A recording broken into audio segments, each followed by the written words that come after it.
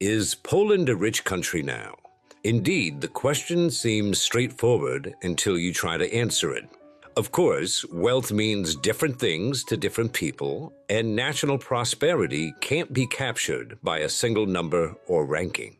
But in this case, Poland presents a particularly fascinating example because its economic trajectory has confounded every prediction, exceeded every expectation, and created outcomes that don't fit neatly into existing categories of rich and poor nations. And while for years when you mentioned Poland in most Western European conversations, the reactions followed the outdated stereotypes about construction workers, budget shopping, and conservative policies, these days those same Western Europeans are begging for the social cohesion and economic consistency that many Poles enjoy every day. Therefore, in today's episode, we dissect Poland's meteoric economic rise to answer a direct, if hardly simple, question: is Poland rich now? Ask the average Western European about Poland's economy, and they'll probably mention cheap plumbers and budget airlines. But ask an economist, and they'll tell you something rather different. Poland has quietly become one of Europe's most remarkable economic success stories.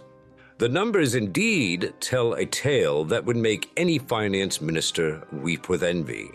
Poland's average income now stands at $50,378 when adjusted for what money actually buys locally, a figure that puts the country tantalizingly close to overtaking some rather famous economies. Consider this: the average Pole today has already surpassed the average Japanese citizen in purchasing power. Yes, you heard that correctly. Poland, a country once synonymous with communist breadlines, now outranks the land of Sony and Toyota in what its citizens can actually afford. The gap with Britain has shrunk to just $10,000 in purchasing power terms, meaning Poland trails the UK by only 17%, and at the current growth rates, that gap could disappear within a decade. Back in 1995, just years after throwing off communism, the average Pole had purchasing power 3 times lower than their French counterpart. Today, that same Polish citizen enjoys 305% more buying power than they did back then, one of the fastest sustained economic explosions in modern history.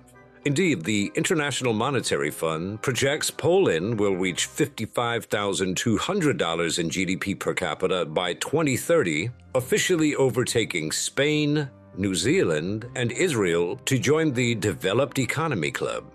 And Warsaw's stock market has been having its own party. The benchmark index crossed 100,000 points for the first time in 2024, with the blue chip index surging 27.6% to become the world's second best performing major market. Energy giant PK Orlen jumped 44.7% as Poland pivoted toward energy independence, while supermarket chain Dino Polska hit record highs as Polish shoppers filled their increasingly expensive carts. International investors have noticed, with the Warsaw Stock Exchange reporting record revenues as foreign money pours into what was once considered a backwater market. Certainly, Polish workers are living through their best times since records began. Average wages rose 14.7% in just 1 year. And that's not inflation-fueled fantasy money. Real wages, adjusted for price, still grew 9.5%. And the government implemented a 20% minimum wage increase while unemployment dropped to 4.9%, the lowest since 1990. Economists call this full employment. Essentially, everyone who wants a job has one. And Poland's export machine keeps humming along at nearly $400 billion annually, with Germany absorbing over a quarter of production, while the country has quietly become a global leader in unexpected sectors like tobacco products and printing materials. Not exactly glamorous, perhaps, but profitable enough to fund the country's transformation.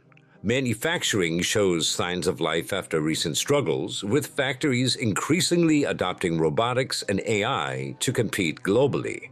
and Poland has reached 80% of the EU average GDP per capita, up from just 51% when it joined in 2004. So the transformation from breadlines to stock market records happened faster than anyone predicted. And Poland went from 639% hyperinflation to becoming Europe's growth champion in less than a generation. But in order to understand this, we must go back. Poland's path to prosperity began with hyperinflation hitting 693% and empty store shelves that defined the communist system's final gasps in 1989. The country faced a choice: gradual reform that might preserve some social stability, or economic shock therapy that would rip off the Band-Aid in one painful motion. Poland chose the shock. On January 1st, 1990, Finance Minister Leszek Balcerowicz launched what became known as the Balcerowicz Plan, one of history's most radical economic transformations. Overnight, prices were freed, the currency made convertible, subsidies eliminated, and markets opened to international competition. Harvard economist Jeffrey Sachs advised on the plan, bringing Western economic theory to a country that hadn't seen free markets since the 1930s. The immediate pain was severe. Over 3,000 state enterprises faced serious financial problems within 6 months as uncompetitive factories discovered what their products were actually worth, often nothing. Unemployment soared as guaranteed communist-era jobs evaporated. Critics argued that more gradual reform could have preserved industrial capacity and avoided mass layoffs. Yet the shock worked faster than anyone expected. By 1995, Poland became the first post-communist country to regain its pre-1989 GDP levels, while neighboring countries still struggled with economic chaos. The country avoided the oligarch capture that plagued Russia and Ukraine by implementing transparent privatization through competitive auctions rather than insider deals. Poland's economic heritage helped explain both its struggles and its eventual success. For centuries, the country operated under the folwark system, vast feudal estates where magnate families like the Czartoryski and Radziwiłł controlled enormous territories with private armies. These little kings generated wealth through grain exports to Western Europe while keeping peasants in grinding poverty. At its peak, cereals, cattle, and furs represented 90% of Poland's exports, flowing down the Wisła River to the Baltic port of Gdansk. The three partitions of Poland between 1772 and 1795 shattered this system, dividing the country among Austria, Prussia, and Russia. Each partition imposed different economic structures, creating divisions between the more industrialized western regions and agricultural eastern territories that persist today. When Poland regained independence in 1918, it faced the challenge of unifying 5 different currencies and 3 separate economic systems with no direct infrastructure links between major cities. The interwar Second Republic achieved remarkable progress under economist Eugeniusz Kwiatkowski, building the Gdynia seaport and modern steel cities like Stalowa Wola.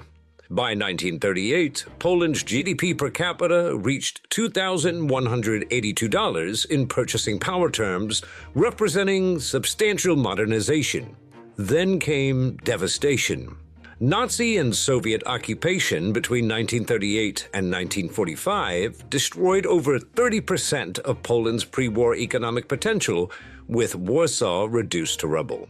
Communist takeover after 1945 imposed Soviet-style central planning that emphasized heavy industry while consumer goods disappeared from shelves. The regime created structural distortions that would take decades to unwind. Over-industrialization, state monopolies, barter trade with other communist countries, and guaranteed employment with minimal wage differentiation. By 1989, Poland's per capita GNP stood at just $1,850, lagging behind many developing countries. So the post-1989 miracle defied all expectations. Since 1992, Poland has enjoyed the longest period of economic expansion in European history, interrupted only briefly during COVID-19. You see, between 1994 and 2024, Poland's GDP per capita increased over threefold, vastly outpacing regional peers. Most remarkably, Poland was the only EU country to avoid recession during the 2008 financial crisis. This sustained growth, averaging 4% annually from 1989 to 2024, represents what development economists call an unprecedented economic miracle. The transformation succeeded through several factors working in harmony. Poland's large domestic market provided a buffer against external shocks, while EU membership brought investment and institutional reforms. The country's educated workforce adapted quickly to market competition, and unlike many transition economies, Poland avoided the resource curse by developing diversified manufacturing and services rather than relying on natural resource exports. Certainly, Poland achieved in 35 years what historically took Western European countries centuries to accomplish.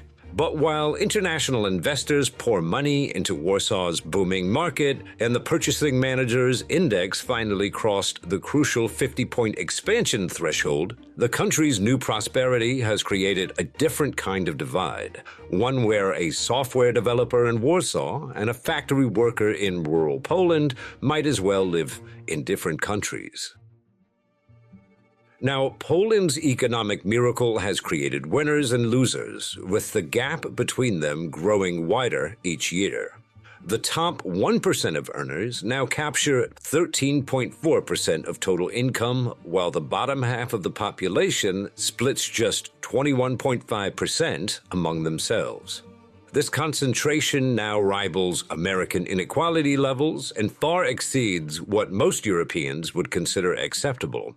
The inequality surge occurred during Poland's supposed golden years, the 2004 to 2008 EU ascension boom and the post-2013 recovery. These were periods when international observers celebrated the Polish miracle, but the benefits flowed overwhelmingly to business owners, who comprise 90% of the top 1%. And Poland's tax system actually makes things worse. Capital gains face a flat 19% tax, while business owners enjoy deductions unavailable to regular workers. The result is perverse. The top 1% ends up with a higher share of income after taxes than before, meaning the tax system increases inequality rather than reducing it. Wealth concentration proves even more extreme than income gaps. The top 10% of households control 41% of total net worth, while the bottom 20% hold barely 1% of all assets.